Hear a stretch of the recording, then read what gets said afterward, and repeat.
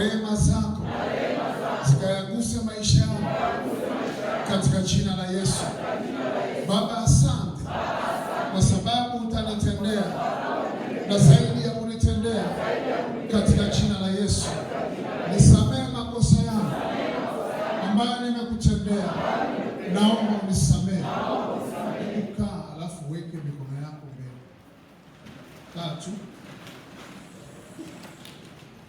Weka mikono mbele namna hii. Weka mikono yako hivi, alafu unaiangalia. Weka mikono na kusubiria uweke mikono yako. Mikono yako iwe mbele namna hii. Sema Yesu, na kuinulia mikono yangu na iweka juu kwako kama ishara ya kupata nafasi ya msamaha katika maisha, katika jina la Yesu. Samehe moyo wangu, samehe nafsi yangu. Mengi nimekukosea, mengi nimekutendea mabaya kabisa. Naomba unirehemu kwa damu ya mwana kondoo, kwa damu ya mwana kondoo. Mimi ndio nilikuwa sababu ya kusababisha damu ikamwagika.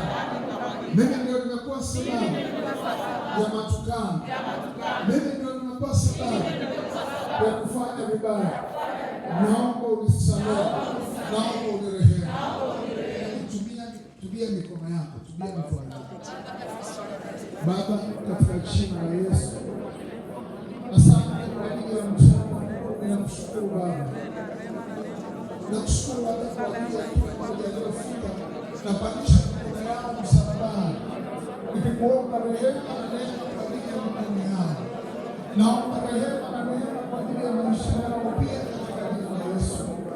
Baba, tusamehe pale ambapo tumekuwa sababu ya kuangusha wenzetu nyuma, kwa sababu ya tabu na matatizo, kwa sababu ya fikra mbaya.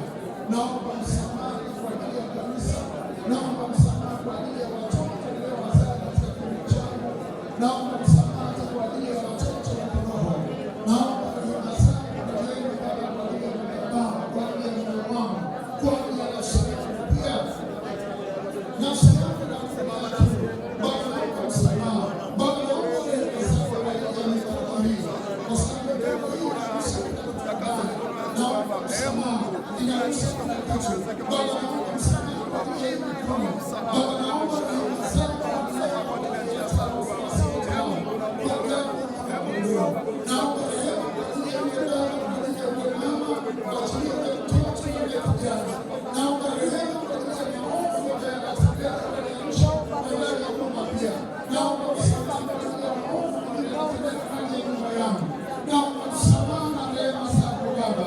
Samehe vita vyetu, samehe nafsi zetu Baba, samehe maisha yetu, samehe mambo ya kanisa, uyasamehe Baba, samehe watu wako Baba. Tunaomba msamaha, tunaomba rehema zako, rehema yako Baba. Kama jinsi ambavyo ulimsamehe Hana, nasi pia Baba utatusamehe. Kama jinsi ambavyo ulimsamehe Suleiman, nasi pia utatusamehe kwa damu ya mwana-kondoo, katika jina la Yesu Kristo.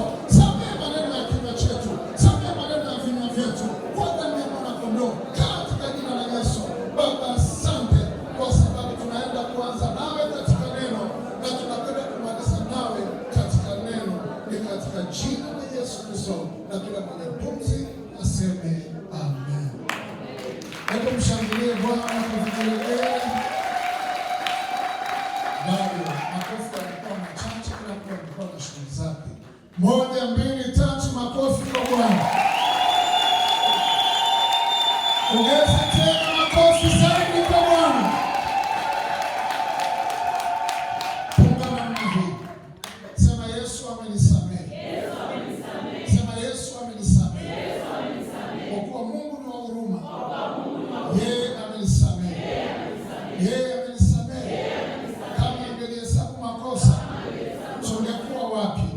Lakini Bwana amenisamehe. Kwa jina la Yesu, ninaamini hivyo. Kama unaamini hivyo, mpe Bwana makofi. Asante. Mama yako namna hii, namshangaa. Sijui ampike na ni kweli. Bwana asifiwe. Amen. Yeye ameona kuliko kushangilia kwenye harusi ashangilie hapa. Amen. Shangilia tena mama, sio baba.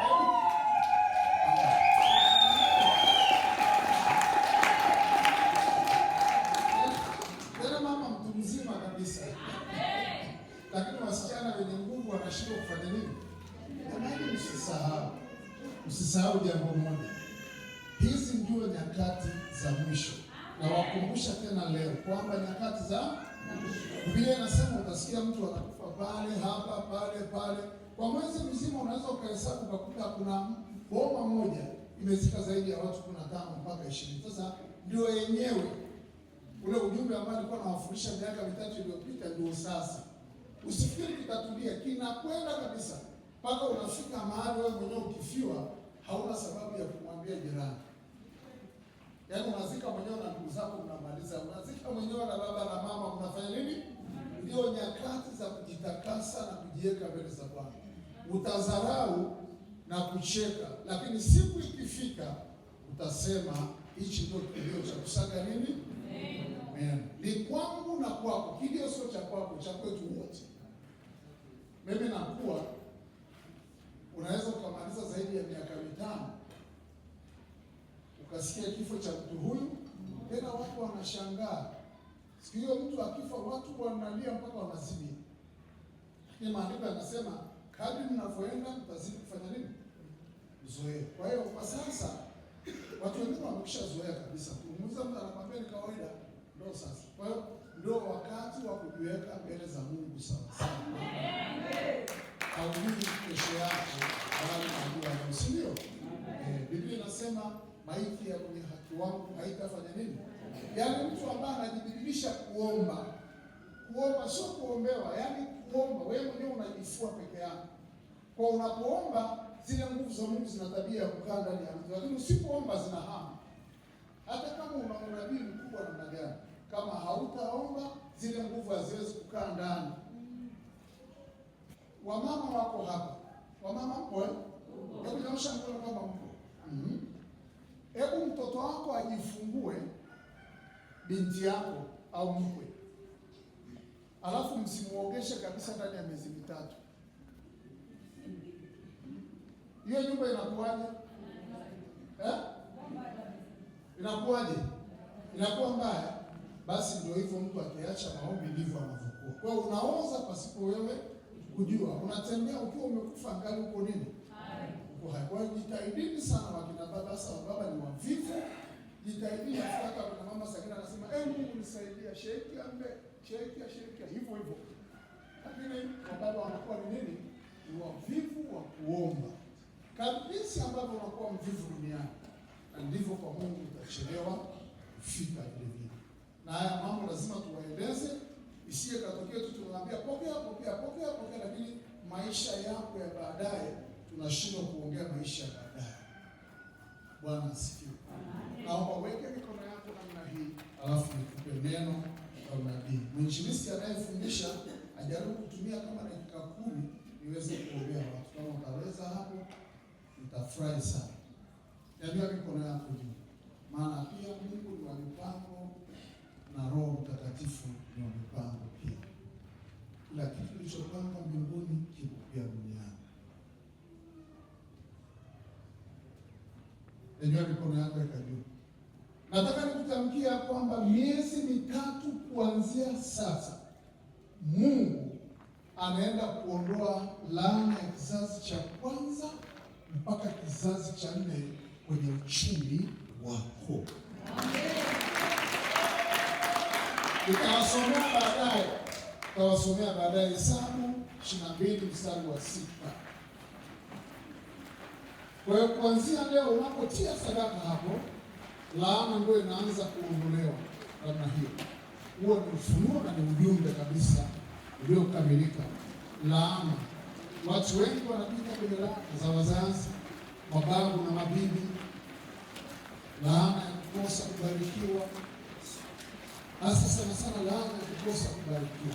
Laana kuwa na laana, yaani sijui kuelezea. Unapingana na sheria ya Mungu badala ya kuipokea. Kwa hiyo ni kitu ambacho sio kizuri.